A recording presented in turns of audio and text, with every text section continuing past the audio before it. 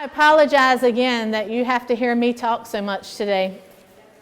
Part of it is, what'd you say? Yeah, used to it.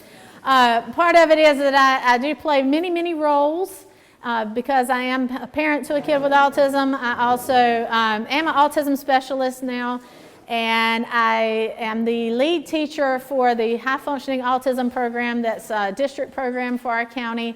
And then I serve as a leader on the team as one of the team coaches, and so play many different roles that happen to kind of fit in with what we're doing today. This is the last time I'm doing a full presentation. No, okay, I take it back. But anyway, last part of our program today is a presentation about autism or neurodiversity, what we do in Boneyard with that, and how robotics can make some difference for our neurodiverse individuals that we impact. So we're going to get started. Room for everyone in the Boneyard. You just heard that quote. And so we have decided in the last couple of years to expand our neurodiversity and to include more people. So, all right, it's up. I got my technician helping me out. So, little cheesy joke here first. Only my robotics people will kind of get that.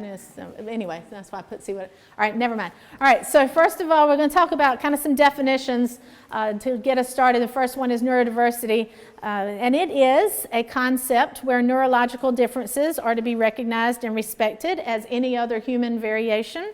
These differences can include those labeled with dyspraxia, dyslexia, attention deficit hyperactivity disorder, dyscalculia, autistic spectrum, Tourette syndrome, and others. And so it includes a lot more than autism spectrum disorder, which we've really focused on today, but, and we're going to continue to focus on primarily.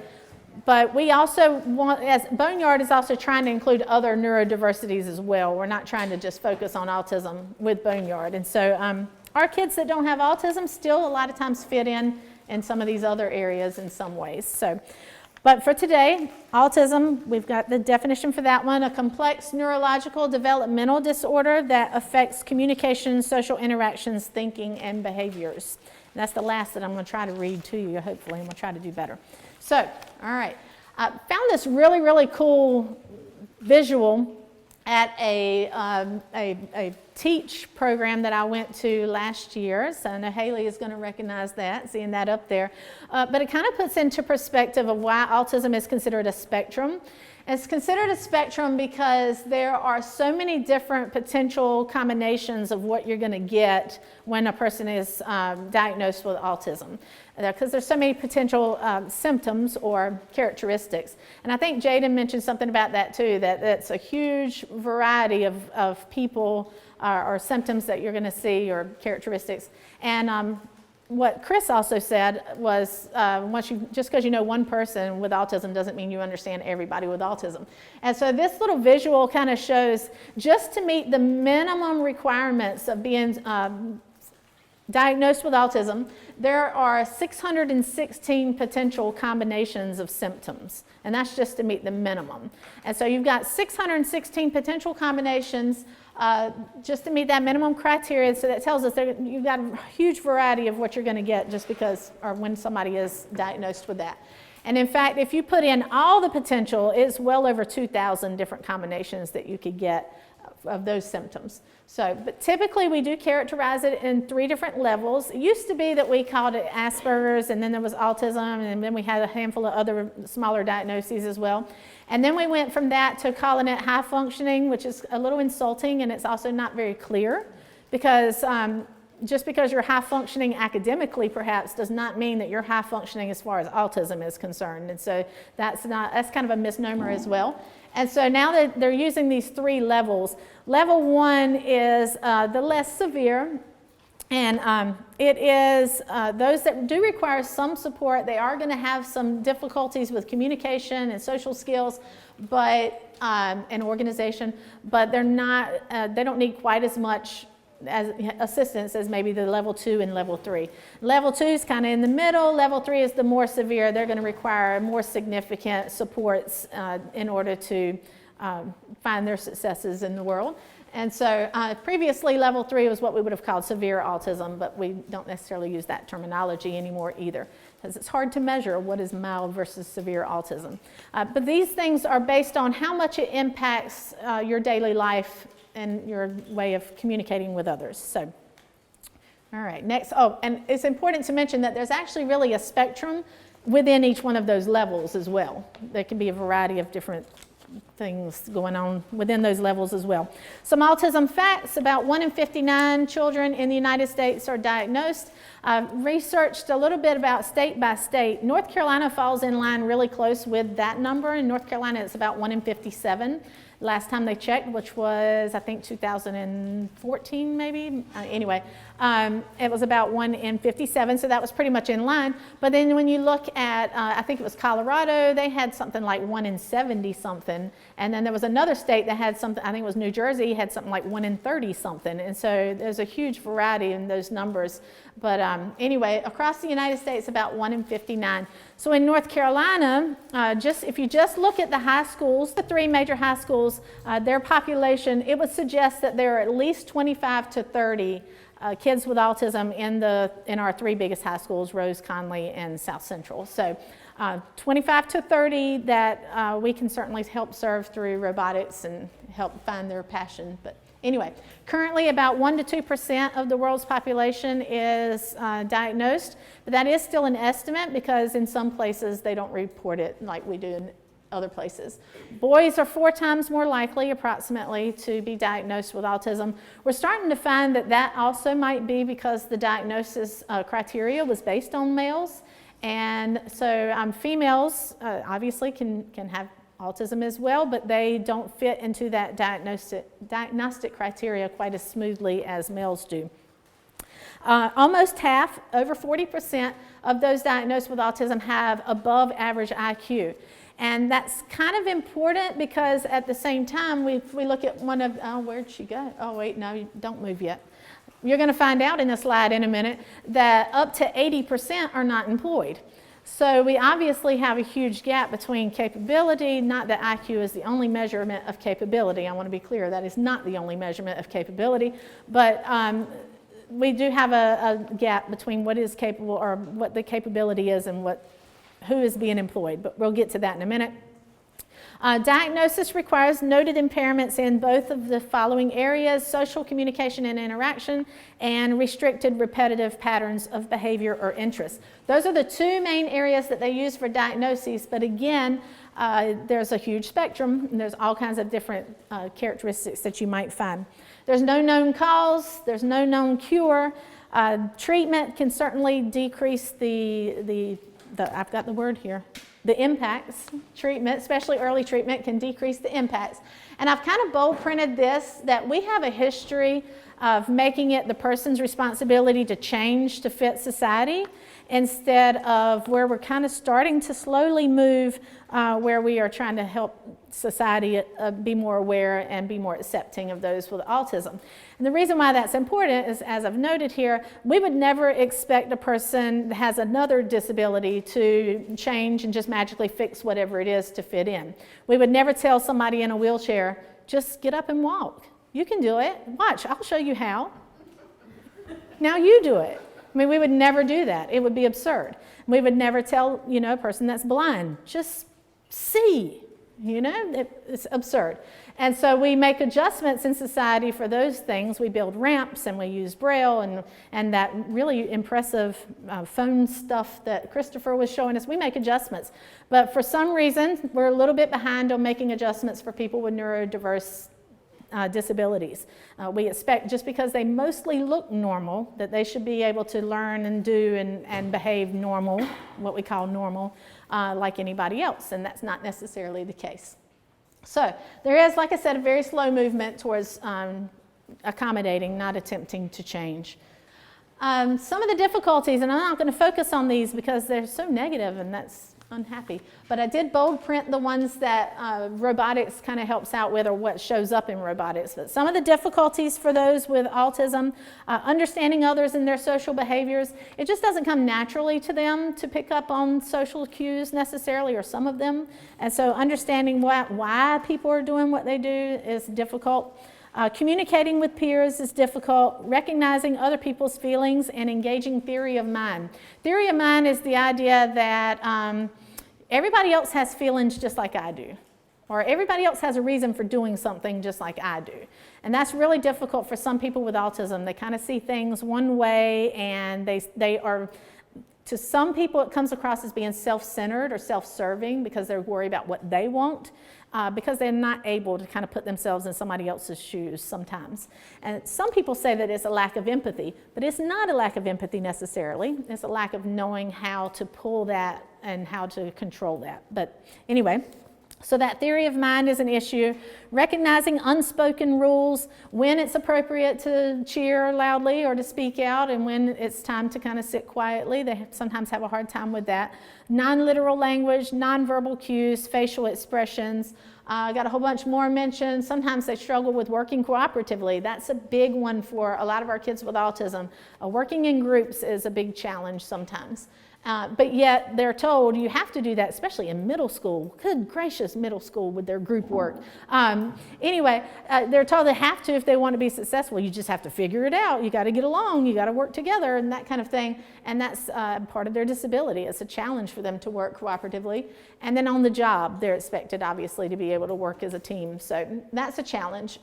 Generalizing skills is a challenge. They might be able to do a skill in certain circumstances, in certain places, and be better than your average person at doing that thing, but then when you get them in another circumstance, that might not be the case.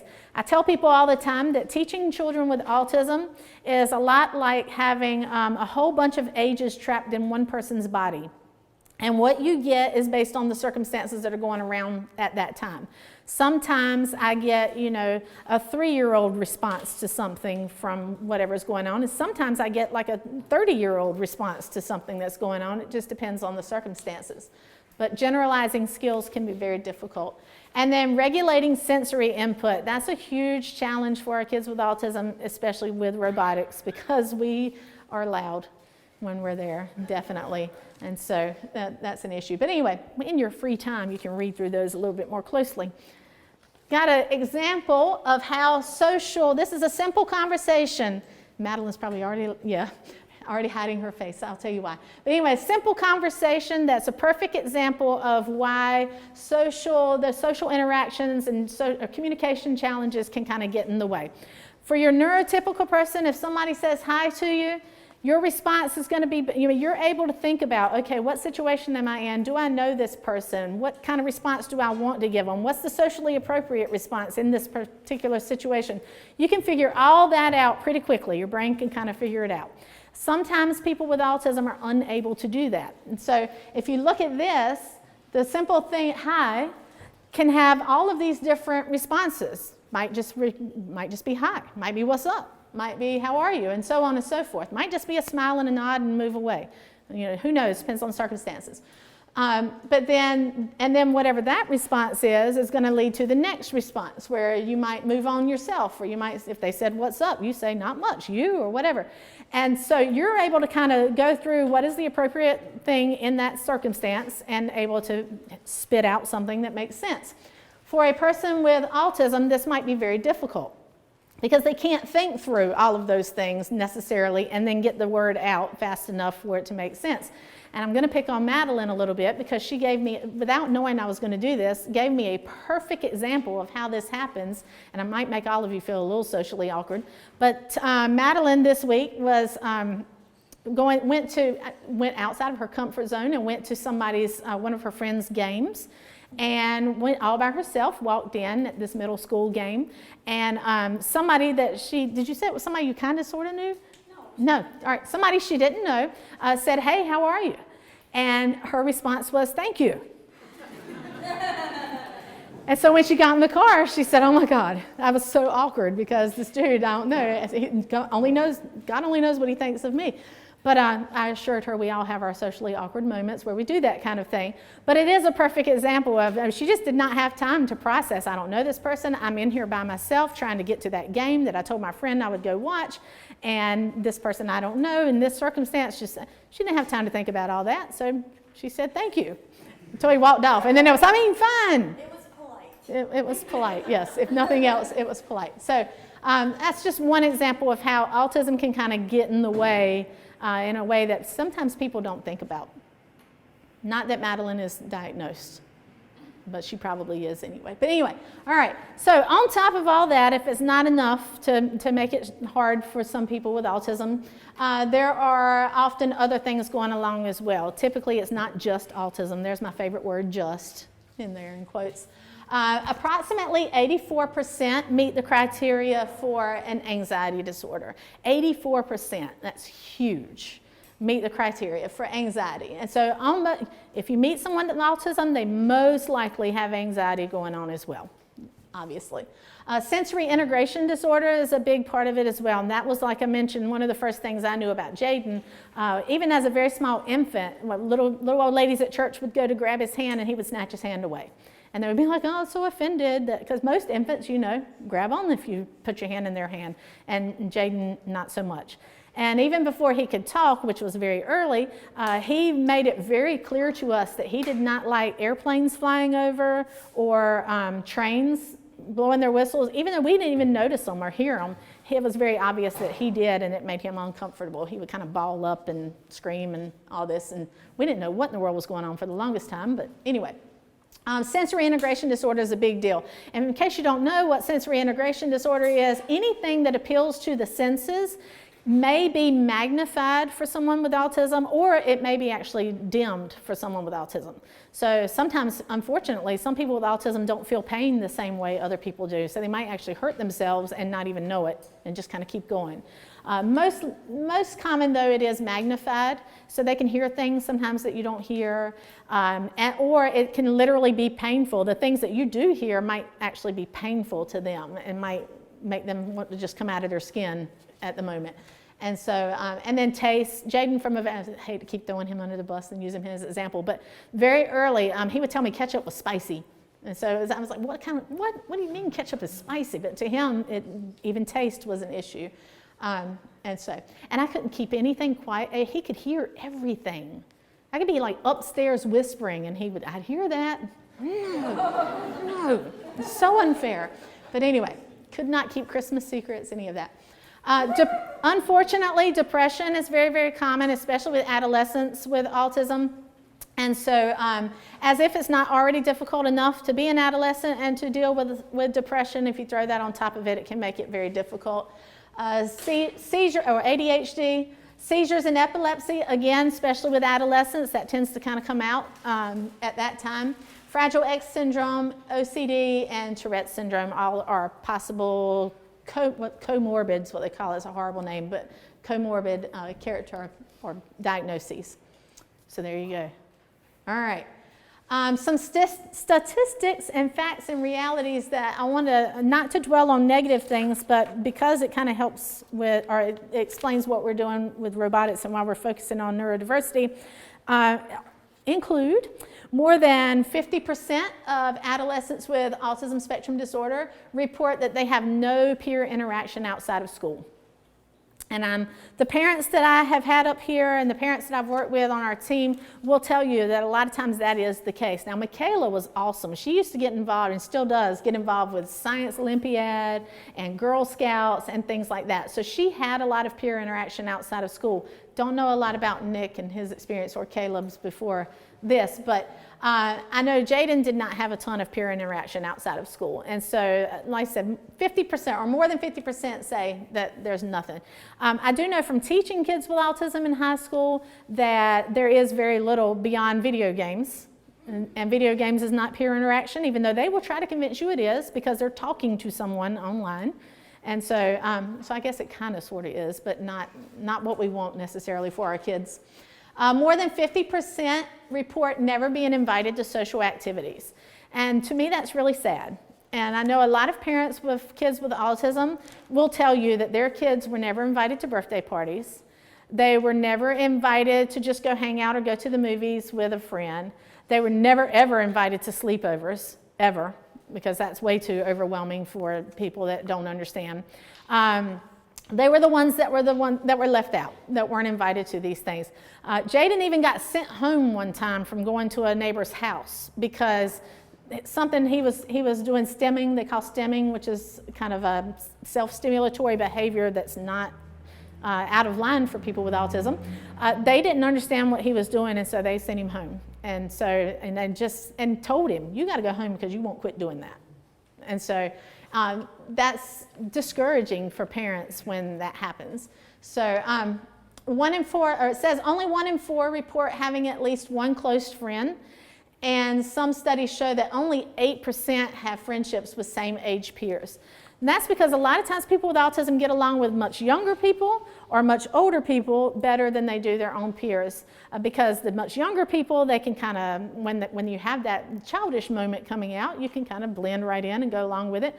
And then a lot of times they're really, really, really smart in some particular areas. And so if an adult will let them, they'll tell them all about it. So they get along with those older people much more than their peers, unfortunately. And a lot of times the 1 in 4, Yeah, no, that's you, definitely. A lot of times the 1 in 4 that report having one good friend or at least one close friend, a lot of times if you start asking them questions, you'll find out that one close friend they've never met in person. It's somebody that they communicate with online. But they see them as their one close friend because they communicate that way. But then if they ever had to meet them in person, they would be so awkward about it that they were unable to follow through with that. And that's pretty unfortunate as well. Other facts, they seem weird or quirky by their peers and by the public, and so they are often bullied or victimized. And that obviously is a problem because we are trying to get away from bullying and victimizing others, but also it has a lasting impact. It makes them, as they grow into adolescence and adulthood, even though they're getting the skills of being able to communicate with others and other social skills, they're not using them because they've had that trauma of being bullied or victimized along the way. And then the majority become socially withdrawn, which worsens after high school. An awful lot of them end up just kind of living at home.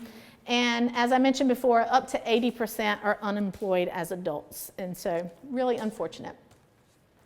So our goals. One of the things I wanted to point out, and everybody's already giggling, y'all know that they say he does not have Asperger's on that show, but if you watch the show, you know that is not true. Anyway, neurodiversity activists reject the idea that autism should be cured. And they advocate instead for celebrating autistic forms of communication and self-expression and for promoting support systems that allow autistic people to live as autistic people. This has kind of been our goal when we got into this neurodiversity thing, is we're not going to cure. There's no magic to this. If you're a part of Boneyard, if you're a part of a robotics team, there's no magic. We're not going to cure anything. But we are going to find ways to accept the person for who they are and find their strengths and help them grow in that. And let them live as who they are. Let them actually be who they are. Be comfortable in their own skin, as you heard from Miss Charity. And then this quote is from Maya Bialik, who plays Amy Farrah Fowler on Big Bang Theory. But I think it perfectly sums up kind of what we're going for with Boneyard and what we're doing. She said, I think what's interesting and kind of sweet and what should not be lost on people is we don't pathologize our characters. She said this in response to, is Sheldon autistic? And she said, we don't talk about medicating them or even really changing them. And I think that's what's interesting for those of us who are unconventional people or who know and love people who are on any sort of spectrum. We often find ways to work around that. It doesn't always need to be solved and medicated and labeled. And she added, what we're trying to show with our show is that this is a group of people who likely were teased, mocked, told that they will never be appreciated or loved. And we have a group of people who have successful careers, active social lives that involve things like Dungeons and Dragons and video games, but they also have relationships, and that's a fulfilling and satisfying life.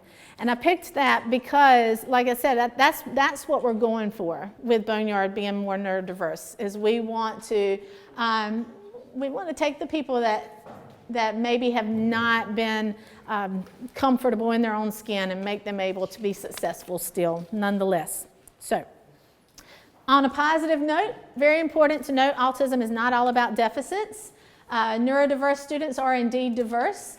Again, Lots of different combinations of symptoms, and I've listed some of the strengths that we have here that are typical of people with autism. I'm running over, sorry y'all, if you get bored with me, get up and go, except not y'all. All right, so anyway, they can be honest, creative, less concerned. A lot of our people with autism, they don't care what other people think, which is kind of nice when they're teenagers. Because you don't have to worry about them coming home and being upset that so-and-so didn't like their joke or whatever. They don't really care a lot of times. But some of these strengths are things that employers are wanting, and yet they don't know how to capitalize on those strengths and get the people with autism in the door to become their employers. So we want to start working on improving that gap. That's part of what we're doing for robotics. So next, focus, ADHD. All right, so some of the things that FIRST robotics programs can do to kind of help with that, we can offer a variety of activities that help identify strengths and then provide opportunities to build experience in those areas. A lot of our people with autism are really good at building things or designing things or other hands-on things. Obviously, robotics can feed right into it. A lot of them are good at computer stuff. We can feed right into that as well. Some are very, very artistic and have that characteristic. We can feed into that as well. Our marketing team can definitely use our artsy people. We also can provide a safe place to practice skills at their own pace, but in a real world setting with peers and adults instead of a school setting. It is very difficult in a school setting to make significant strides in teaching social skills and all these things. Unfortunately, but robotics can help with that as well, the soft skills, as they say. And then promote resiliency and problem solving. Sometimes our people with autism just kind of want to give up when they don't know how to do something. FIRST robotics offers them a problem and then gives them a team of people and helps them find a way to be resilient and to stick with it no matter what. All right, we got to go quickly. All right, it offers, this is probably the most important one. We can offer a safe, accepting place to encourage social interaction. And so that will in turn lower stress, decrease feelings of depression, increase life satisfaction, and increase self-esteem. It invites teens to and engages them in social activities with same age peers, and we can build peer groups and provide potential friends with similar interests. Robotics has the advantage that they're already kind of interested in things that move or things that are run by computers or that kind of thing. And so it can pull in others that have that same interest and give them a peer group in that area. And then one more page of what FIRST Robotics can do. There we go. Spread awareness and acceptance. We're working on that now, trying to spread awareness and acceptance so that more people understand where we're coming from. Thanks to a culture of gracious professionalism. Everybody involved in FIRST knows all about gracious professionalism. It's the idea of, even in competition, still working together, being respectful, and being welcoming to everyone, including everyone. And so we offer that awareness, or that leads us to be able to spread more awareness and acceptance. And also motivate and help direct teenagers to capitalize on their strengths, pursue higher education. Unfortunately, only about 1 in 4 students with autism graduate from college on time, especially. And so it helps kind of pursue that higher education and also find employment in those areas that they have strengths in, which leads to lots of good things, of course. So according to some researchers, there are 2 things that determine whether or not an adult is happy. 2 things, the 2 most important things. One of them is social interactions. Having a social circle is a big thing. It's probably the biggest. Harvard says it is the biggest. And the second has been proven, a proven thing to determine whether adults are happy is their satisfaction on their job, whether or not they feel useful on their job and important. And so FIRST Robotics kind of leads into, as teenagers, directing them into that area where they're building social circles, and they are also hopefully finding that they are useful and finding happiness. I've got really briefly something about a lot of big companies are becoming more aware of that importance and the importance of including people with autism. And so companies like Microsoft and SAP are designing programs to bring in people with autism. And so I got a little information about that on there, but you can read that one when you got time because I'm running out. swear I'm not trying to keep y'all forever. All right, recruiting. So I promised a little bit of information about recruiting people with autism if you have a robotics team. And so here are some suggestions of how we can recruit people with autism if you are on a first robotics team. You can work with teachers and counselors. You want to maintain the dignity of our students. So you don't want to go out to a school and go, hey, who has autism? Come join our team. You know, that's not cool. So you want to work with the teachers and the counselors because they know who there is and who has autism, and they can start kind of finding a way to draw those people in and to find their strengths. You also want to recruit beyond open houses and club fairs. The reason for that is because people with autism don't care to go to open houses and club fairs. They're not going to go, not going to make that effort. If you ever see a parent at an open house of a kid with autism, you're not even going to see the kid there probably. The kid's going to be standing somewhere to the side if the parent even made them go at all, which they may not have because they may have decided that's not a good enough fight to take on. So you got to go beyond open houses and club fairs. You have to find other ways to recruit that's not there. And I mentioned that one because that tends to be our go-to. We go set up a table at the open house or at the club fair. Not going to reach people with autism that way. You got to search for talent. I have one student with autism who is an amazing artist, and I begged and begged and begged him to come today, and he just wouldn't. And I've asked him for 3 years to join my team, and so far I haven't been able to convince him. But he's so talented and would be a great asset to our team, and then in turn we would really be able to help him out as well. But you got to search for that talent. So you want to look for your art teachers and have them, tell you who's really talented, or your music teachers. We have some really good musicians too. Spread awareness of your team's focus on neurodiversity at all outreach events. Boneyard likes to hand out stuff to let people know that we are definitely interested in neurodiversity. Boneyard goes to the Autism Walk, and this year we were lucky enough to set up a table there to spread that.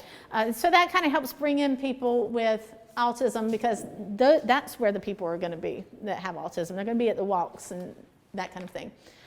Connect with autism advocacy groups such as ACEs for Autism. That would be important for recruiting. And then have team members with autism recruit. As you heard over and over and over again, one of the reasons why we got Michaela is because of Nick. Nick talked it up. Nick made it exciting for her. And so he was able to bring her on board. If you have a team member with autism, have them recruit. Have them reach out to people like them to get them on board. All right, so all I put here was some suggestions. I'm not going to read through them because, again, running out of time, but these are some suggestions for how do we tap into those strengths and then how do we manage some of the deficits. If you're going to be involved in a robotics team, especially as a coach or even a parent trying to help them integrate into the team, then these are going to be some really important tips. And I'm going to talk about the very first one, which is most important for everybody, and that is less talk is better. When you start talking a lot to a person with autism, you become the Charlie Brown teacher. Wah, wah, wah, wah. They don't care. It's right. Too much. It's too much for them to have to try to focus on what you're saying and what you mean by it and what you're trying to get them to do and manage everything else around them. So I'm not modeling that very well right now, but less talk is better in almost every situation. You want to show, not tell. And then there's some other ones as well that are some suggestions. And you have a copy, so you can read that. All right, Madeline, next. And then I put one page just as some suggestions on what do we do in a crisis. And there's only one or two things I want to pick out on this one, and that is understand it looks different for everybody. But a really, really, really important thing to do if you're in a crisis mode with a person with autism on your team is don't wing it. Please don't. If you don't know that person and you don't know what works for them, you are very likely to only make it worse. And so don't wing it. Get someone else to help you out if you are in a crisis. And on that note, get to know the people you're working with autism and what does work for them, because then you're going to be a lot more likely to handle them or to help them handle their crises. So there you go. Oh, and another really important one, don't take any of it personally, no matter what, because it's not intended to be anything personal against the person that happens to be the brunt of whatever the crisis is at that time. All right, what's next? My sources, there you go. Next page, there we go. So we have note cards out and about, and so our guests, if you don't mind, if you have a minute, I'm going to leave this slide up. If you could print on one of the note cards your name, team members don't have to do this. But your name, your FRC team or other affiliation, your mailing address if you would like us to send one of our updated autism handbooks. We wanted to have that for today, but we have not been able to finalize that quite yet. But we are updating our autism handbook, and we're going to be sending those out. Any questions that you have after the presentation, any questions or topics you would like to see covered on POP Alliance, which leads me to the last thing. Boneyard is going to start an alliance. We'll have a website. We call it POP Alliance. It stands for Piece of the Puzzle. And it's going to be our way of providing resources and also getting in touch with others and bringing other people to provide resources, to answer questions, and to help manage topics that are related to autism. And last question, would you like to get involved with or help the POP Alliance in any way? If you're an expert in this area, or even if you're not, if you're a parent, you've lived, well, you're an expert if you're a parent and lived with it. Anyway, any way that you might want to help out, by all means, please fill it out on the card. We're going to leave this up. I'm finished unless you have any specific questions that I have to answer right away. Feel free to stick around if you need me. Happy to answer anything. Thank you so very much for coming and listening, all that good stuff.